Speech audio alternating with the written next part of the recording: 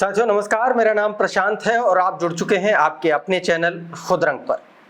साथियों, Bahujan Samaj party ultra active है इस वक्त। अल्ट्रा एक्टिव मैं इसलिए कह रहा हूं क्योंकि वो बहन जी जिनके बारे में इस बात को लेकर के चर्चाएं आम हो गई थी कि बहन जी दफ्तर से नहीं निकलती हैं, बहन जी ट्विटर की नेता हो गई हैं, बहन जी ज़मीन पर संघर्ष करना भूल गई हैं, बहन जी लोगों के बीच नहीं जाती, बहुजन समाज पार्टी के कार्यकर्ता जो है छोड़ छोड़ के जा रहे हैं, बहुजन समाज पार्टी की सुप्रीमो जो मायावती जी हैं वो किसी भी कार्यकर्ता किसी भी पदाधिकारी की सुनती नहीं है।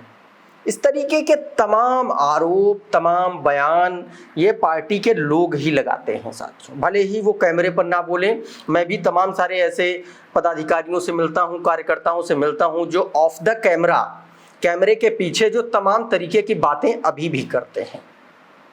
लेकिन बहुजन समाज पार्टी सुप्रीमो जब से 6वीं बार पार्टी की राष्ट्रीय अध्यक्ष चुनी गई हैं, यानी कि 27 अगस्त की बैठक के बाद से उनका रूप, रंग, तरीका और पूरा उनका अंदाज सब कुछ बदल गया है अचानक से।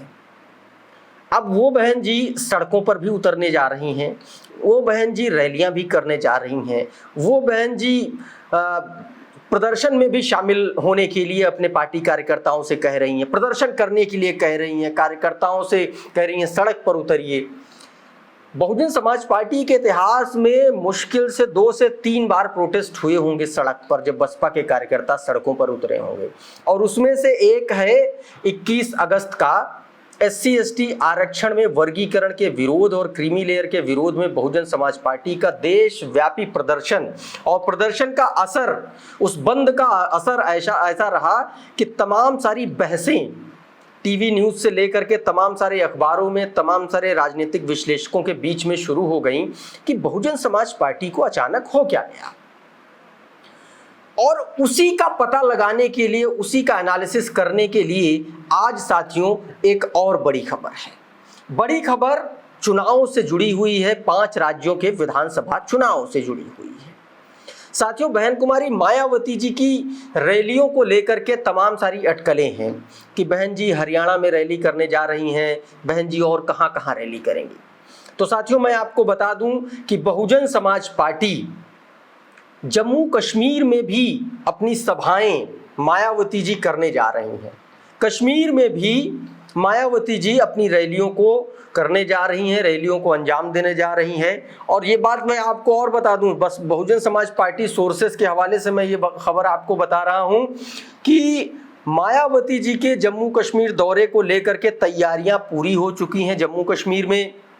और यहाँ पर केंद्रीय कार्यालय में, बहुजन समाज पार्टी के केंद्रीय कार्यालय में उनके कार्यक्रम का खाका खींचा जा रहा है कि मायावती जी कब कब जम्मू कश्मीर में रैली कर सकती हैं, कब वहाँ पर वो दौरा कर सकती हैं, और वो कौन कौन से जिले होंगे, कौन सा इलाका होगा, लोकेशन क्या होगी, सिक्योरिटी के इंतजाम क्या होंगे, कैसे जाएंगी, जम्मू कश्मीर में जाने के बाद वो कहाँ पर रैली करेंगे, इन सब पर पूरी प्लानिंग लगभग आखिरी दौर में है। और इस पूरी प्लानिंग के जो सूत्रधार हैं, जो कर्ता धर्ता हैं, वो बहुजन समाज पार्टी के जो राष्ट्रीय अध्यक्ष हैं, जो बहुजन समाज पार्टी के एक तरीके से कहेंगे जो कर्ता धर्ता बनने वाले हैं, आकाश आनंद ने इसकी पूरी प्लानिंग की है। साथियों 27 तारीख को, 27 अगस्त को जब बैठक थी, उस बैठक में जम्मू कश्मीर के प्रदेश अध्यक्ष दर्शन राणा और प्रदेश उपाध्यक्ष दोनों लोग बैठक में पहुंचे थे।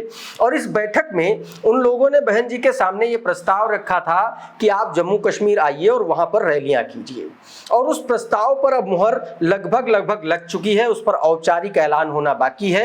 मायावती जी अब रैली करने वहां पर जाएंगी। साथियों, पार्टी सूत्रों की माने साथियों तो मायावती चुनाव के लिए कार्यकर्ताओं में जोश भरेंगी, वहां पर रणनीति पे भी हिस्सा लेंगी और जनसभा को भी संबोधित करेंगे। साथियों, इसके अलावा मैं आपको बताऊं कि अगले हफ्ते तक ये एकदम अंदरूनी मैं खबर आपको बता रहा हूं, अगले हफ्ते तक, अगले सप्ताह में किसी भी दिन मायावती जी का जम्मू कश्मीर का दौरा हो सकता है। बहुत ज़्यादा प्रोबेबिलिटी ये है कि मायावती जी जम्मू रीजन में अपना दौरा करें। वो जम्मू में हो सकता है, वो सांबा में हो सकता है, वो कठुआ के आसपास हो सकता है, उधमपुर में हो सकता है।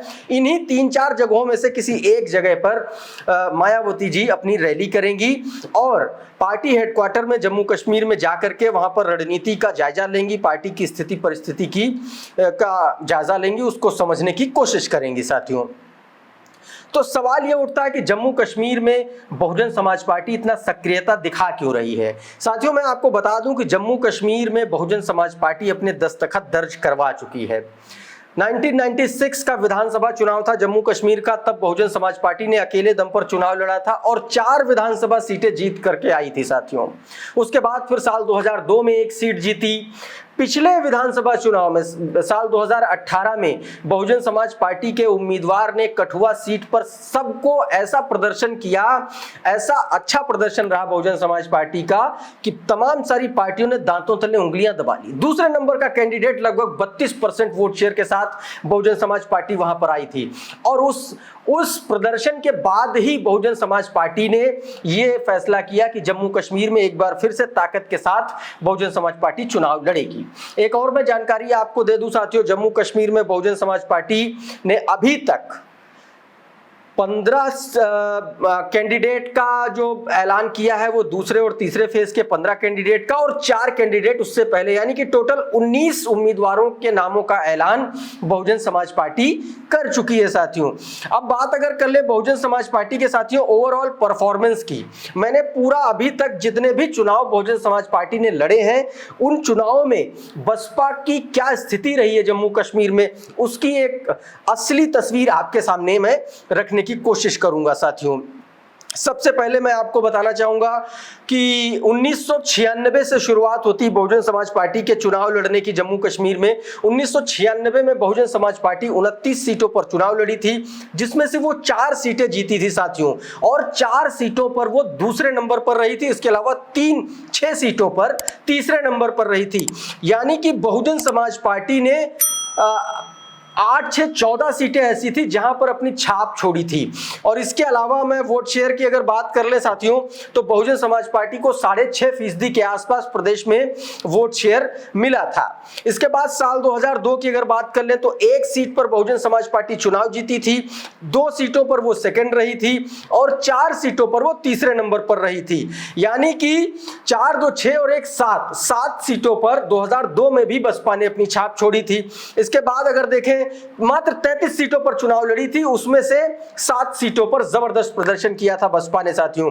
2008 के विधानसभा चुनाव की बात करें तो पूरी 83 विधानसभा सीटों पर बहुजन समाज पार्टी चुनाव लड़ी थी, एक भी सीट वो जीत नहीं पाई थी, लेकिन हाँ 3 सीटें ऐसी थी जहां पर उसने शानदार प्रदर्शन किया और दूसरे नंबर पर बेहद कम मार्जिन से वो चुनाव हार गई थी, यानी कि सेकंड नंबर पर आई थी, रनर अप रही थी और 3 सीटों पर तीसरे नंबर पर बहुजन समाज पार्टी रही थी साथियों।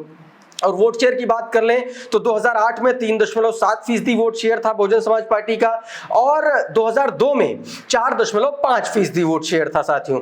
लेकिन 2014 में बसपा का परफॉर्मेंस अचानक से गिरा।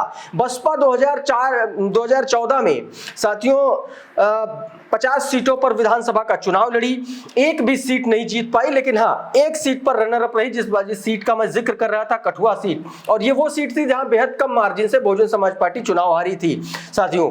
और इस चुनाव में 1.5% के आसपास वोट शेयर था। तो बहुजन समाज पार्टी के जम्मू कश्मीर में सक्रियता को लेकर के बहुत सारे कारण हैं। एक तो उसका हाईएस्ट वोट शेयर 7% के आसपास रहा है, हाईएस्ट विनिंग सीट उसकी 4 रही हैं, वो कंसिस्टेंसी उसने बरकरार रखी है।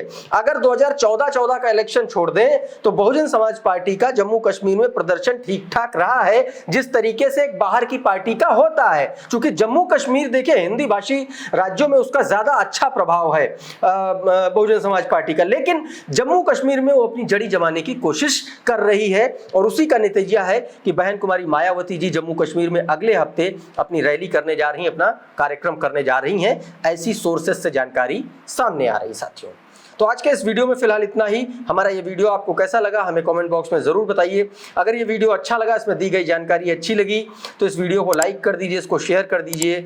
और अगर आप हमारे चैनल पर पहली बार आए हैं तो हमारे चैनल को सब्सक्राइब करके बेल आइकन दबा दीजिए, ताकि इसी तरीके के तमाम वीडियोस आपको सबसे पहले मिलते रहें। साथियों बहुत बहुत शुक्रिया, बहुत बहुत धन्यवाद। आप जुड़े रहिए खुद रंग के साथ। नमस्कार।